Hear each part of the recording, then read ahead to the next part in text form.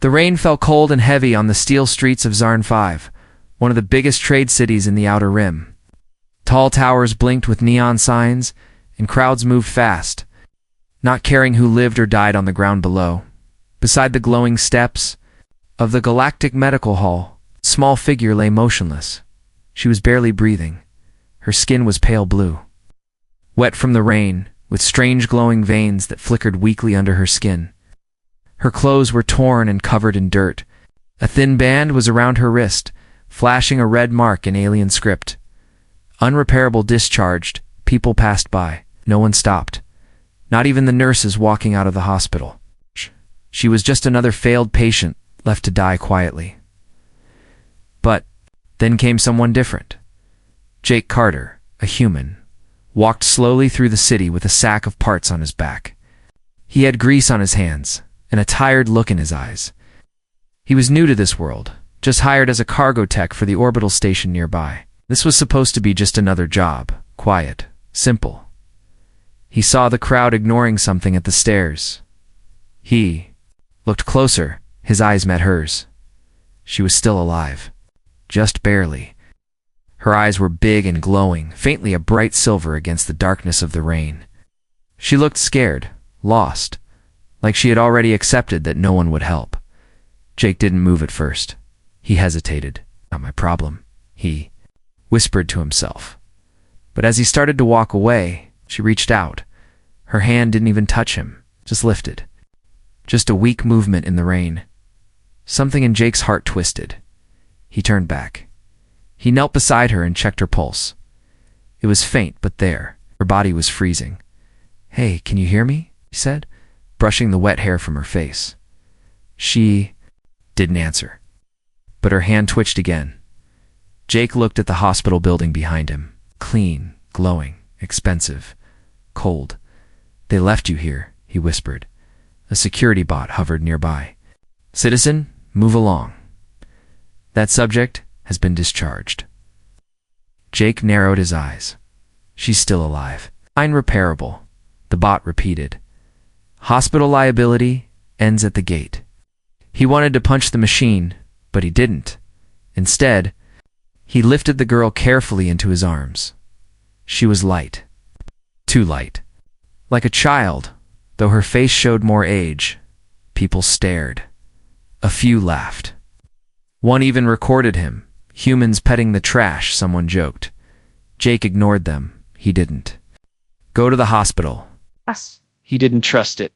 Instead, he remembered something from earlier that Dea placed down in Sector C, marked with a strange symbol of a paw. A vet. Yes, it sounded stupid. But she needed help. Now he walked fast through back alleys and down narrow passages. The rain poured harder. Finally, he reached a small building half hidden behind old market stalls. A glowing sign read, "Kara's Creature Care, no questions asked." Jake kicked the door inside. A tall human woman looked up from a glowing scanner. She had cybernetic arms and short gray hair.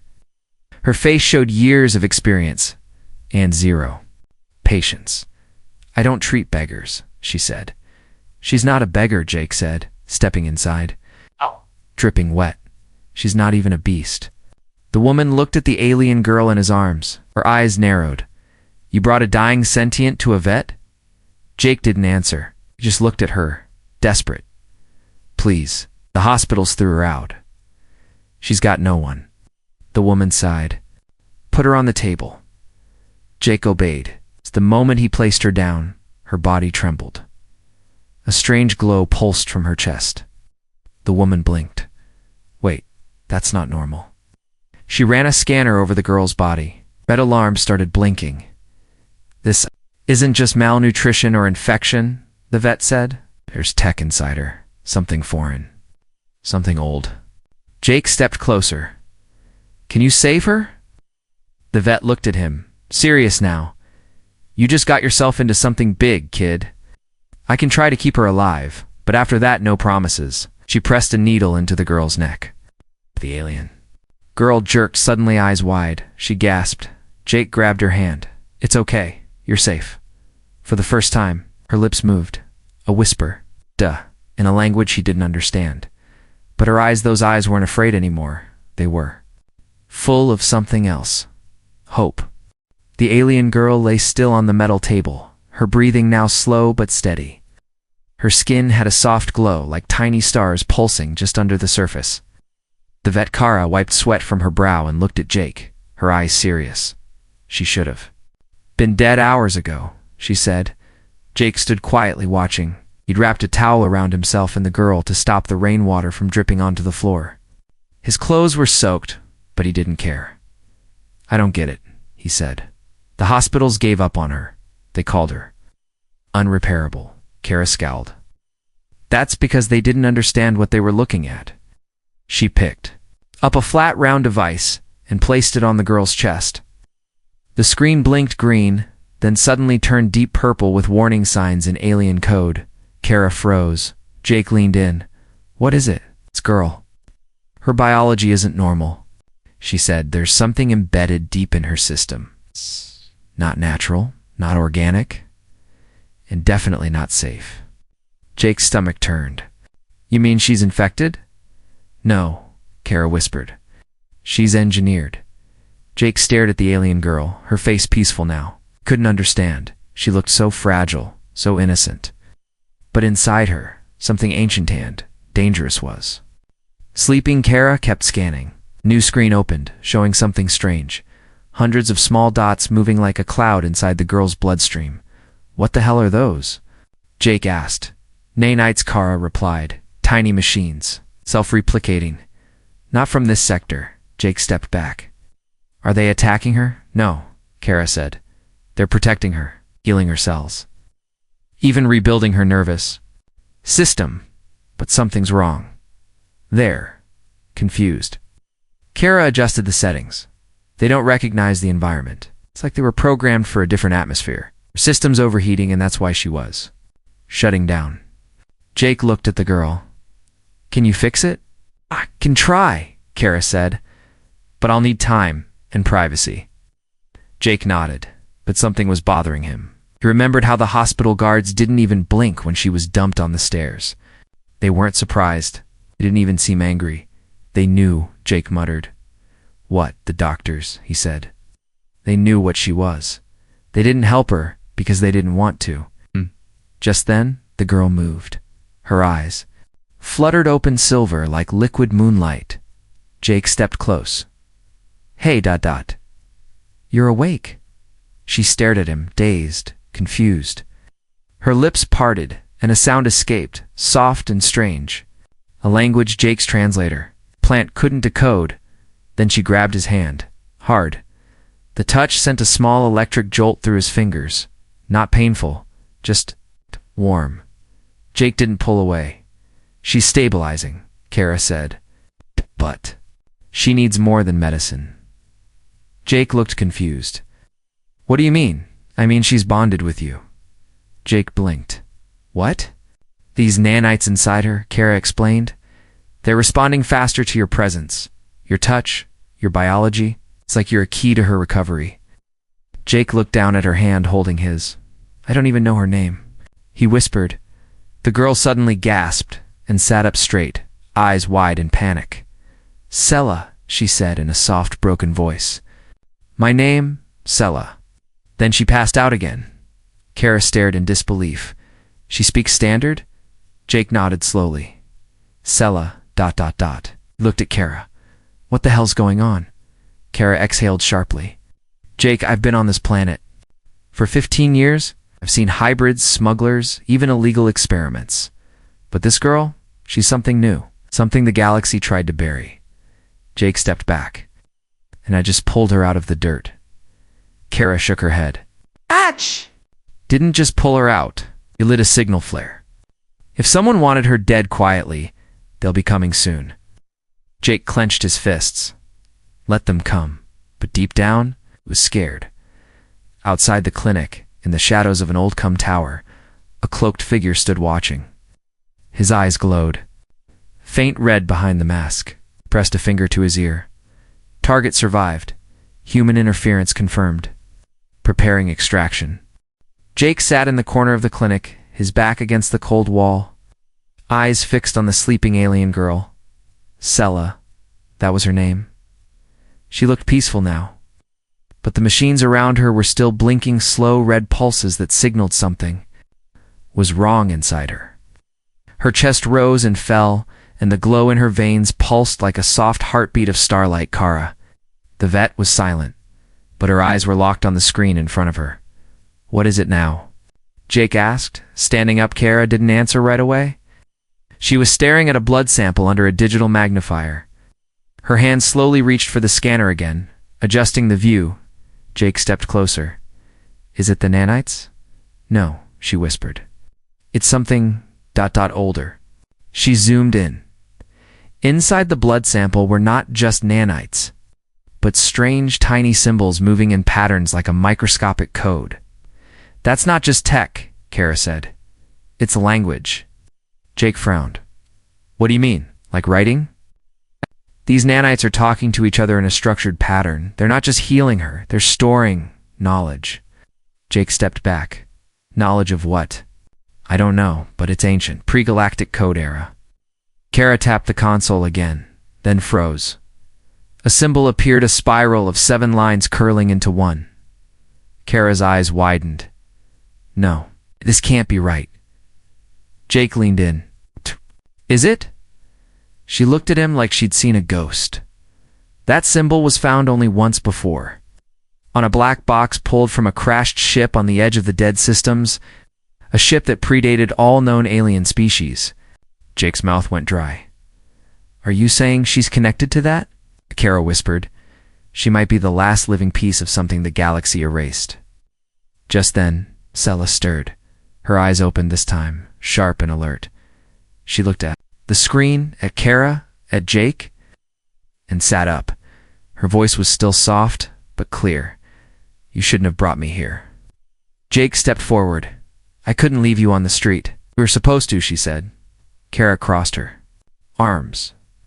You're lucky he didn't. Sella turned to Jake. Now they'll come. I feel them already. Jake crouched beside her. Who's coming? Sella didn't answer right away. She raised her hand, showing the faint glow under her skin. The swirling light formed into that same spiral symbol. It was put inside me when I was still in the lab, she whispered. The ones who made me. They didn't want a cure? They wanted a key. A key to what? Jake asked. Sella looked directly into his eyes. To a weapon, hidden far beyond the stars. Buried in the system's dead heart. My blood is the map. And the lock? Suddenly, the lights in the clinic flickered, then died. The machines shut down. Emergency backup lights glowed faintly. Kara ran to the wall panel. It's a power cut, but not natural. We're being jammed. Jake moved closer. To the window and peeked out. His eyes narrowed. 3 shadowed figures stood just beyond the fence, motionless, watching. Jake's heart raced. They found us. Sella grabbed his hand again. We'll have to leave now. But you're not strong enough. I will be, she said. If I let them activate what's in me, I'll die. But if I choose it myself, maybe I'll survive. Jake looked at Kara. Kara tossed him a med pack and a stun pistol. I'll buy you some time. There's a maintenance tunnel in the back. Use it. Jake helped Sella up. She was still weak, but her legs held her as they reached the back of the clinic. Sella stopped. She turned to Kara. You're the first adult who didn't look at me like I was trash. Thank you. Kara gave her a nod. Don't waste that second chance. The tunnel was dark, narrow, and filled with old pipes and cables. Jake and Sella moved quickly, boots splashing in shallow water. Behind them, the first explosion rocked the ground. The attackers were forcing entry. Sella leaned on Jake. Her eyes were glowing brighter, not in pain, but in power. Jake, she whispered. I don't think I was made just to be a map. Looked at her, confused. She smiled faintly. I think I was made to choose who gets the weapon, and who doesn't. The tunnel behind the clinic trembled as a second blast echoed through the walls. Jake didn't look back. He kept one arm around Sella as they ran through the maintenance shaft. wet boots splashing through cold water. His heart pounded with every step. Sela was breathing harder now, not from weakness, but from something else. Her skin was glowing brighter. Her eyes shimmered like liquid metal. "They're not just hunters," she said softly. "They're retrievers. Machines, with orders to recover the asset, alive or dead." Jake cursed under his breath. "You're not an asset. You're a person." She looked up at him, surprised, and for a second, maybe even grateful. But there was no time to speak. Behind them, the sound of metal scraping echoed through the tunnel sharp. Unnatural. Then a voice, robotic, smooth, and chilling. Subject: "Say to 143, you are trespassing in unauthorized territory. Surrender immediately." Jake held tighter. They found the access point. Sela suddenly stopped. Her body went still. Her head tilted slightly as if listening to something only she could hear. Then she spoke, her voice strange and distant. "They've activated the proximity beacon. They'll follow me anywhere now." Jake looked confused. "You can feel them?" "I don't hear them," she said. "I am one of them." Jake stepped back slightly. "Wait, what do you mean?" "I was designed to track, to guide, to unlock. But if I focus hard enough, I can mislead them too." She closed her eyes. The light in her body blinked twice, then vanished. The scraping sounds behind them stopped. Jake held his breath. Silence. She opened her eyes and smiled faintly. "That'll confuse them for maybe 10 minutes. Jake gave a nervous laugh. "I'll take it." The tunnel finally opened into a dark old tram station abandoned long ago. Broken rails, dust, forgotten crates. Vines had even grown through. The cracks unnatural in a place like this. Jake helped Sela sit against a wall while he scanned the area. No guards. No drones. No trackers yet. Now what? He whispered. Sela pointed at a dusty panel in the wall. Behind that crate, there should be an old galactic port panel. Jake pulled it open. The screen flickered. Old human code mixed with alien. Script appeared. Sela coughed. "Put in this access code, 015 Nebula." Jake did. Suddenly, the ground below them began to shift. A circular platform appeared from under the dust, glowing faint green. A small hover pod rose from below, still intact. Jake stared. "You had a backup ride?" "No," she said. "I had a last resort." They got inside. The pod was small, barely fitting both of them. The controls were old, but Jake was a pilot once back in his military days. As he lifted off, Sela's eyes widened in panic. "Wait, someone's nearby." Jake turned. Out of the shadows stepped a tall figure, cloaked, armored, glowing blue eyes behind a helmet. It didn't speak. It didn't hesitate. It raised its weapon. Sela screamed. Jake reacted on instinct. The pod upward just as a bright pulse slammed into the wall behind them, leaving a smoking crater. The pod shot into an old vertical shaft, engines screaming. "Hold on." Jake yelled. Another pulse fired. This one scraped the edge of the pod, melting part of the left wing. Sparks flew. Sela reached out, her hand glowing again. She touched the pod's control panel and it changed. The pod moved faster, as if it understood her. "Are you doing that?" Jake asked. "I think the tech is listening to me," she whispered. They broke through the top of the shaft into the upper atmosphere. The city lights stretched out below like a glowing sea. For a moment, it felt like they were safe, but the moment didn't last. A red warning flashed across the pod screen. Pursuit detected.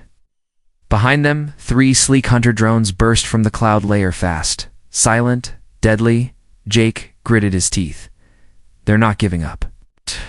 Sela looked at him. "Then we can't run forever." She reached into her pocket and pulled out a small stone. It looked like nothing, just a black crystal with cracks of silver running through it. "This is the real reason they want me," she said. "It's not just in my blood. I carry something." They lost. Jake stared at the stone. It was pulsing now, alive. "What does it do?" he asked. Sella stared at it sadly. It chooses.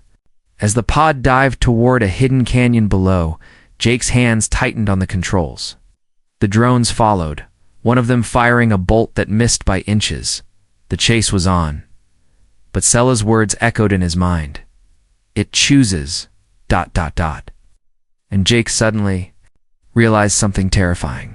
He wasn't just helping an injured girl. He was carrying the trigger to a war the galaxy thought it had buried forever. The pod jerked hard as it dove through the rocky canyon. Wind howled past its broken wing. Jake fought the controls while sweat rolled down his face. Behind them, the hunter drone stayed close. Sella sat quietly beside him, clutching the strange black crystal, the one she called a key. Or maybe something more. Jake looked at her. You need to tell me everything, he said, his voice tight. Right now. Sella didn't answer at first. Instead, she looked out the pod window, watching the stars flicker above the night clouds. Then softly she said, I wasn't born like others. Jake blinked. What do you mean? I wasn't born at all. Jake turned toward her, confused. What? Sella still didn't look at him. I was made. In a lab. On a black station that floats where no maps go, my species donated genetic material for credits. Scientists wanted to make the perfect carrier. Not a warrior, not a leader, just a shell to hold ancient tech. She held up the black crystal in her hand. This was meant to be inside me from the start, but I rejected it. My body... changed, evolved. It adapted on its own. That's when they called me defective. Jake's jaw tightened. So they just dumped you? They tried to erase me. But I escaped during a system failure. I thought if I could hide long enough, I'd just fade out. Jake looked at the glowing veins on her arms. But you didn't fade. You grew stronger. Sella nodded slowly. I became something they didn't expect. Not a key. Not a shell, but something else. She finally looked at Jake, her eyes now glowing brighter than before. I think I'm the lock. A warning siren shrieked in the pod. One of the drones was closing in fast. Jake pulled the pod down low into a canyon ravine. The drone clipped the top of a rocky spire and exploded. Behind them, in a shower of fire and smoke, two more still followed. Jake cursed. Where does this tunnel lead? Sella pointed ahead. There's an old listening post buried in the rocks, built by humans during the First Border War. My memory has fragments of it. I think I was taken through there. Jake narrowed his eyes. You've been there before? My body remembers things I never lived, she said. I think the lab used memory implants, old ones, maybe even human. Minutes later, the pod crashed into a thicket of vines and dropped into a hidden landing platform, long forgotten and rusted over. Jake and Sella stumbled out. Above them, the drones circled, but the thick canyon walls blocked their view for now. They ran into the tunnel entrance. Dust filled the air. Lights flickered faintly, reacting to their presence. Inside, the place felt dead, like a graveyard of old machines. Sella touched the wall. The hallway lit up, not all at once, but in rhythm with her steps. Like the place knew her. Jake's skin crawled. It's responding to you. I know, she said. She walked deeper into the shadows. This is where it began. They reached a chamber with an old central console human-made. With manual switches and voice activation, Sella moved to it and pressed a glowing button. A deep hum filled the room. A hologram blinked to life grainy, but clear. A man in a white lab coat appeared, his face tired, eyes hollow. He looked directly into the camera. Log 217. Project Echolok. Subject SE-143 shows signs of self-awareness. Beyond parameters, memory rejection recorded. Weapon core interface failed. Subject began speaking without code input. Recommended termination. Denied. Lead researcher Carter? Signing off. Jake's eyes widened. Wait. Carter. He looked at Sella. My father's name. How is Carter? Sella stared at him. The hologram continued. If anyone finds this, say 2143 is not a weapon. She's a warning. We made a mistake. We touch things meant to stay buried. If she survives, protect her. The core is alive. Chooses who will. Awaken it. The hologram died. Silence. Jake stepped back, shaken. Sella sat down slowly on the floor, the crystal still in her hands. I'm not just part of a plan, she said. I am the plan, and now I've dragged you into it. Beside her, then I guess we're both part of it now. She looked at him, unsure. You don't have to stay. I didn't have to pick you up from that street either. He replied with a soft smile, outside. The sound of drones returned closer now. Sella took a deep breath. I can feel it, Jake. The core is waking up, because you're near me. Jake blinked. Why me? I don't know, she whispered. But I think you're the one it trusts. Rain tapped softly on the metal roof of Kara's barn. It looked abandoned now, half-burnt from the earlier attack. Windows shattered, the lights out. But deep below, beneath layers of old hay and rusted cages, something was humming, hidden behind. A broken animal feeder was a trapdoor, one that only opened when two fingers were pressed in a certain order. And only if the person trying had clearance. Or a guess that was good enough. Jake's hand trembled as he followed. Kara's instructions over the radio. 3rd and 7th panel. Don't touch the 5th unless you like alarms, she said in his ear calmly. Click. The door hissed open. Hey. Dark stairwell led downward, glowing faint green from old emergency lights. Sella followed close behind him, weak but walking. The black crystal hung around her neck now, held in a strap Jake tore from his shirt. Every step they took made the walls around them react, lights flickering. Vents opening, old cameras swiveling toward them. This place knew you were coming, Sella whispered. Jake didn't reply. He was starting to feel the same thing. The stairs led them to a cylindrical chamber, massive and quiet. It had the smell of rust and forgotten machines. Strange round pods lined the walls, all sealed, most cracked. Tools lay scattered, and a central platform rose from the floor like a shrine. Sella stepped toward it. This isn't alien, it's human-made. Jake stared. Kara said this place was built before the Great Treaty. When humans were still experimenting with forbidden tech, they walked toward a terminal. Jake pressed a button. It didn't power up. Sella stepped forward and laid her hand on it. Her veins lit up hand. So did the machine. A deep voice echoed from hidden speakers user recognized. Exata 143. Activation complete. A low vibration ran through the floor. Somewhere in the walls, machinery woke up after decades of silence. Suddenly, one of the cracked pods on the wall opened with a loud hiss. Inside was a figure, human in shape, but not alive. It was a husk. Half machine, half organic. Wires ran down its spine, and its face had no mouth, only blank, glowing eyes. Sella stepped back. These were the early carriers. The first failures. Jake stared, heart pounding. Failures of what? Sella turned to him. They were meant to hold the same crystal I carry, but it drove them mad. Their minds couldn't take it. Kara's voice crackled in through Jake's earpiece.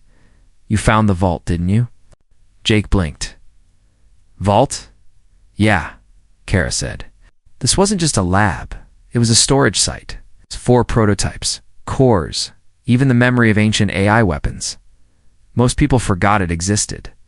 But I've been guarding it for years. Didn't you tell me? Jake asked. Because I didn't trust anyone until I saw what that girl did.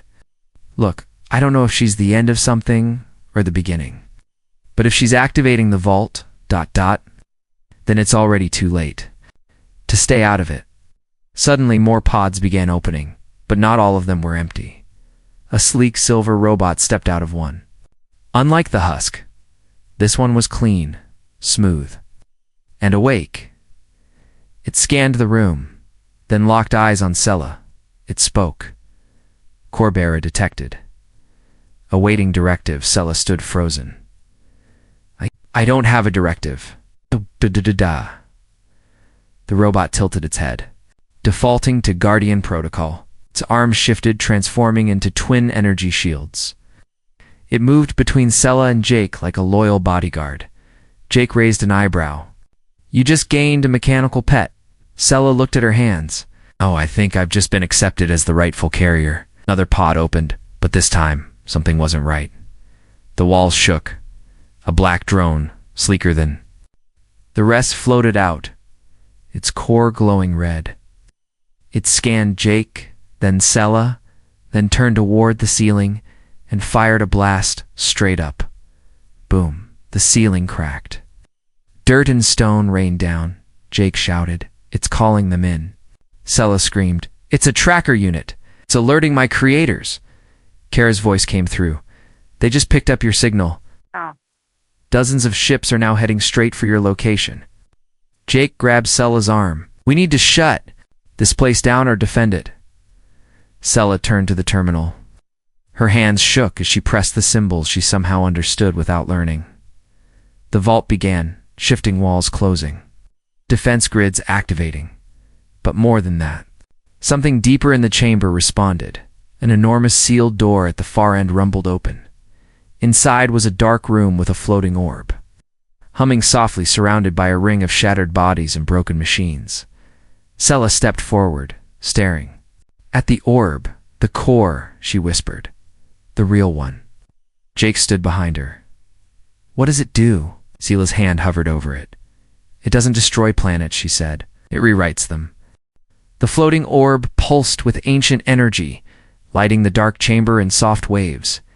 It hovered silently, calm, but powerful. Around it, the ruins of machines and old test subjects told a single truth. Many had tried to touch it. None had survived. Sella stood inches away. Jake held his breath. His hand was just behind her back, ready to pull her away if needed. But deep inside he knew this choice wasn't his to make. Kara's voice buzzed in his ear.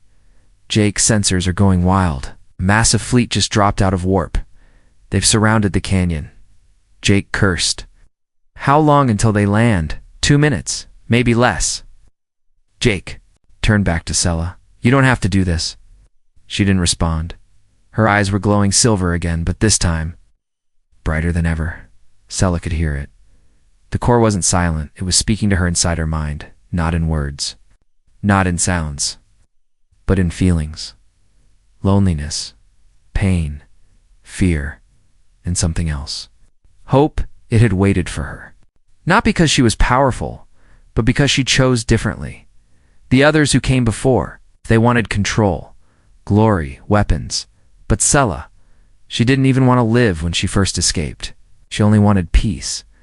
Now, the core offered her a choice. Connect and become what you were designed to be. But her eyes turned slowly to Jake. He wasn't a weapon. He wasn't designed for anything. He chose to save her. Carried her from the street, protected her without knowing what she was in that moment. The core's voice changed. It recognized something new inside her, not programming will. "I'm scared," Sella whispered. Jake stepped beside her. "I am, too. If I bond with it, I might lose who I am." Jake looked her in the eyes. "Then don't bond with it for the galaxy. Bond with it if you want to live." Sella blinked. Not for them, not for destiny, for herself.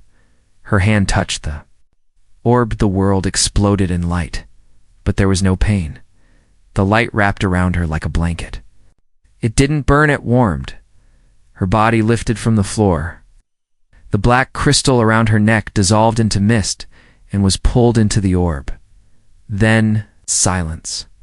Her feet gently touched the ground again. Her eyes were closed. Jake ran to her side. "Sella," she opened her eyes. They were no longer silver. They were white. The vault rumbled. The sealed pods shut themselves again. Energy surged through old machines, then one by one they deactivated. Outside the barn, Kara watched in shock as dozens of warships in the sky powered down, mid flight engines failed. Weapons went offline. Troop transports hovered in place, then dropped slowly to the ground like sleeping beasts. "Jake," Kara said, "I don't know what your girl just did, but the entire invasion force went dead." Inside the chamber, the orb floated quietly again, but dim now, like a task had been completed. Jake stared at Sela. "What did you do?" Sela looked around slowly. "I rewrote their orders." Jake blinked. "Please, everyone who was programmed to destroy me." The core showed me the lines of code, and it asked what I wanted to do with them. Jake's voice was low. "And what did you say?" Sela looked at him. I said, "Let them rest." Hours later, the sky above the canyon was empty. The invaders never woke. Galactic observers arrived quietly and took over the sign, but none dared touch the vault again. And no one could explain how the fleet had gone dark without a single shot fired. Kara packed up her old clinic and vanished soon after. As for Jake, he fixed up the pod, turned it into a small cargo ship, and took off with one passenger. Sela, she wore simple clothes now. No more glowing veins, no strange machines inside her, only the memory of what she'd become. They traveled between stars, delivering supplies, fixing old tech, staying small. But every now and then, when someone looked at her too long, or spoke a name she never gave, Jake would simply smile and say, "She's just someone I found on the street." And Sela would add, "Who found me too."